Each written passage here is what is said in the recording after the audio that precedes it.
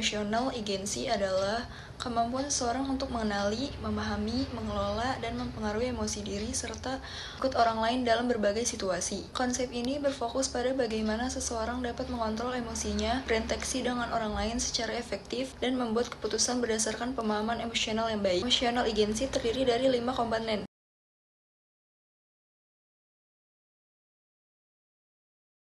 Emotional self-awareness merupakan kemampuan seseorang untuk memahami perasaan, pikiran, serta evaluasi diri. Hal itu akan membantu seseorang dalam memahami kekuatan, kelemahan. Self-awareness dibagi menjadi 3 kelompok. Yang pertama, emotional awareness. Kedua, accurate self-assessment. Terus yang ketiga, yaitu self-confidence.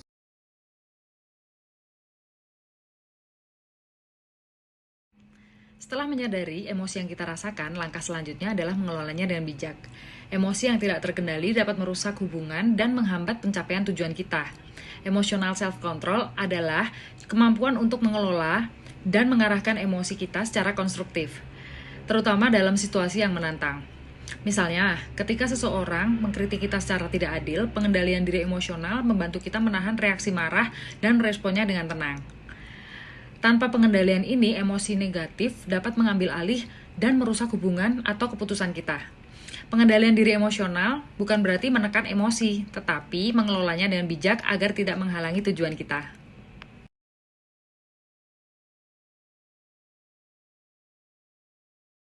Yang ketiga adalah motivasi dengan aspek optimis. Optimis dalam motivasi itu penting karena membuat kita tetap positif, semangat meskipun menghadapi kesulitan.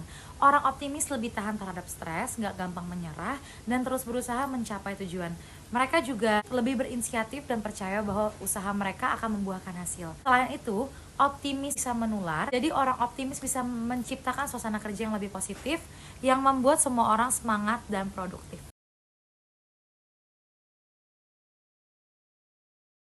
Ada suatu prinsip namanya empati, yaitu mengerti tentang orang lain. Mengerti tentang orang lain berarti kita memahami bahwa kita mengerti bahwa banyak manusia yang punya masalah sendiri-sendiri. Kita ketemu seorang yang berbuat masalah, kita tidak boleh menjudge langsung ke mereka, tapi kita harus mengerti latar belakangnya.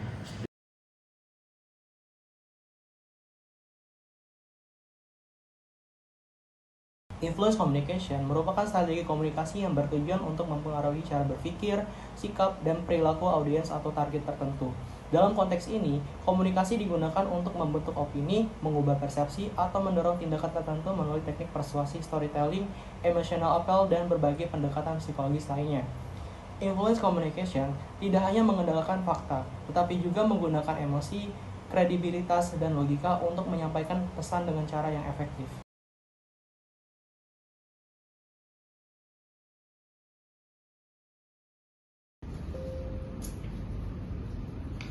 Lu lagi kerjain apa nih?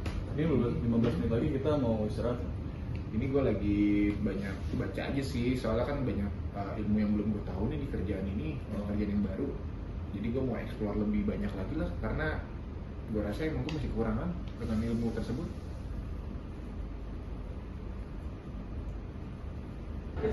Bahan dulu. Bahan untuk presentasi Pak, iya. Sudah sih Pak. Oke, nanti diomongin lagi saya ya. Oke siap Pak. Ya Pak, jadi untuk 6 bulan kebelakang ini defect paling banyak itu ada di incorrect dimension dengan 4 damage Pak. Jadi kita ada solusi untuk menangani masalah terbesar terlebih dahulu. Nah ini nih yang saya tunggu dari tahun kemarin, baru muncul ini.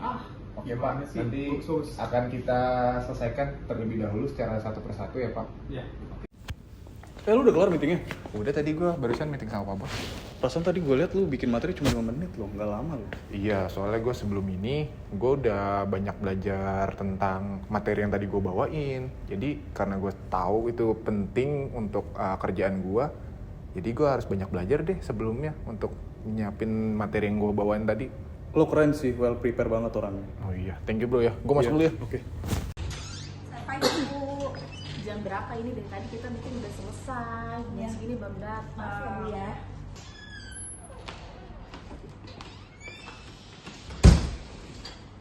Kak, tadi kamu habis ngobrol sama Sheila ya? Iya. Iya sih, emang gue tahu dia telat. Tapi kayaknya lebih baik marahnya disalurin ke hal-hal positif deh. Ya emang sih, gue tahu si Sela datangnya pas meeting udah kelar baru datang. Nih, gue kasih caranya biar lu nggak marah-marah lagi. Caranya tarik nafas, tahan amarahnya, terus buang nafas, terus jangan lakuin hal yang impulsif supaya nantinya nggak nyesel. Mendingan kita beli kopi. Oh iya, nih aku punya permen buat kamu biar kamu nggak kesel lagi. Sedih banget. Iya, saya lagi ada masalah keluarga, Bu. Jadi saya stres, Bu, banyak pikiran. Jadi kerja tuh gak fokus. Ada masalah, terus ada masalah.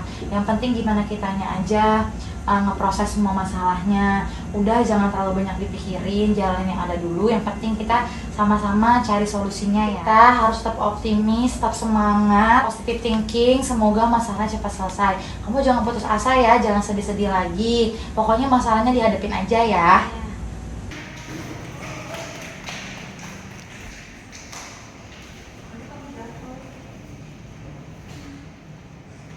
Ibu, anaknya kok loncat sih, Ibu?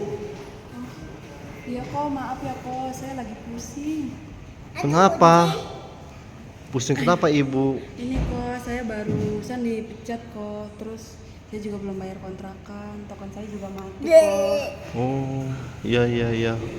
Hidup memang banyak masalah ya. Iya. Pelan-pelan deh, ntar saya minta yang belakang dicariin kerjaan buat kamu deh, ya. Selamat siang tim, kita akan mencoba strategi baru agar lebih efisien. Tapi Pak, cara lama sudah terbukti berhasil, kenapa harus dirubah? Saya paham Zahra, tapi data menunjukkan produktivitas kita menurun. Strategi baru ini bisa memperbaikinya. Kita akan coba dulu selama 1 bulan. Bagaimana jika kita kesulitan untuk beradaptasi? Saya akan memastikan ada pelatihan dan dukungan penuh. Kita jalani bersama. Baik, saya setuju jika ada pendampingan. Terima kasih, mari kita lakukan ini bersama-sama.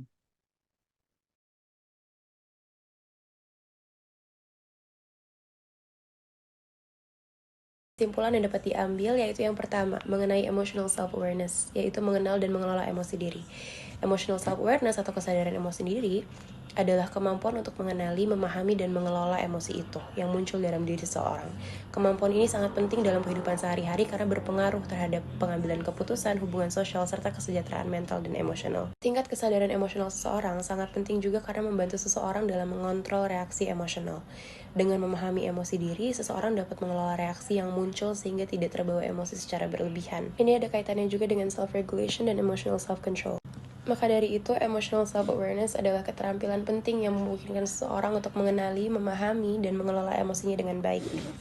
Untuk itu, setiap individu perlu lagi usaha untuk memahami dan mengelola emosinya agar dapat menjalani kehidupan yang lebih seimbang dan bahagia. Berikutnya, understanding others and social skills. Kedua ini merupakan kunci hubungan sosial yang harmonis. Dalam kehidupan sosial, manusia tidak hanya berinteraksi dengan dirinya sendiri, tetapi juga dengan orang lain. Kemampuan untuk memahami orang lain, understanding others, dan keterampilan sosial atau social skills menjadi faktor yang penting dalam membangun hubungan yang harmonis dan efektif. Seseorang yang mampu memahami orang lain akan lebih mudah untuk menjalani komunikasi yang baik, menunjukkan empati, dan menciptakan lingkungan yang lebih positif. Understanding others merupakan kemampuan untuk memahami perasaan, pikiran, dan perspektif orang lain. Ini mencakup empati, kesadaran sosial, serta kemampuan untuk melihat sesuatu situasi dari sudut pandang yang berbeda dari sudut pandang orang lain. Memahami orang lain tentunya tidak hanya berguna dalam kehidupan pribadi, tapi juga dalam lingkungan profesional. Beberapa keterampilan sosial yang penting meliputi komunikasi yang efektif, kerjasama, negosiasi dan resolusi konflik, empati dan kesadaran sosial, dan yang terakhir manajemen relasi.